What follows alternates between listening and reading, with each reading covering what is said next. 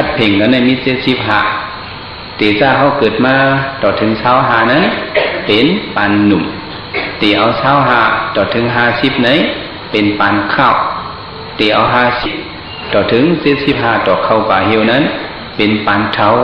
เนี่ยนั่นก็3ปานในเนี่ยเขาวนตัวอ๋อก่อนในจับหนึ่งหลังสั่งมาไหนป้วนโหนนำมายาว5ไปป้วน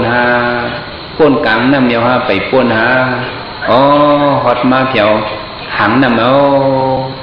เนี่ยเขาหลวหูเนาะว่าก็คำผัดด้วยว่าไหนได้ก็เก่าในแต่เมื่อกาจับหนึ่งหลังจ้างผัดเลยกำลืนมาติดตายจ้าเอาเนี่ยเขาหลบขึ้นสั่งสอนตัวเขาวะเนี่ยแต่ได้สั่งสอนเพื่อนนะสั่งสอนตัวเจ้าเก่าอ่ะสั่งสอนขึ้นตัวเจ้าเก่าคือปล่อยจังไหนเนี่ยเขาหลบหูเก่าเนี่ยยามเดียวอายุกับพวกไรมา50เอาเนี่ยคือดูเทียมปอดไว้เนี่ยเขาในซ้ำอยู่ลายๆล่ะจองเขามันกว่าจู้ดังเท่าดังตายดีๆเหรอว่าดีๆจองเขาเด่นหนุ่มกว่าดีๆหนุ่มกว่าเท่ากับดีๆป่วนมาปีหนึ่งวันหนึ่งป่วนกว่าจำมานะจำไปเอาคนตายในจำดีๆเหรอเพราะว่าเขามีอย่างให้ออกในเนื้อกัน1 ปีเนี่ยมีอยู่3 ปากครบ10 ไป5 วันเนี่ย1 ปีในมีหลายวัน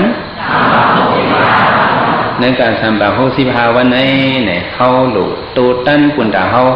หมอก10 วัน15 วันเนี่ยหลุดคัดเจอออกโดยหลุดคัดเจอผาโดยจ้างเขานั่นน่ะ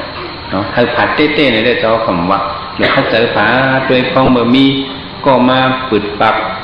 งักในเส้นตั้งมันมีข้อจงจันนั้นในเขาหลุดไหลคัดเจอออกโดย1 เก็บ1 กันเนี่ยเนาะแต่ก็ว่าจะไหนอันว่าน้ำตึงปั่นอันเป็นอายุกรรมกง5 เปิงเนี่ยช่างซื่อว่าตัวเขาเคยออกไหนได้ก็เปิ้นมาจันต่างเลยก็มันออกไรวะช่างได้ออกไรก็มาจันมายืนมือห้องเอาเฮา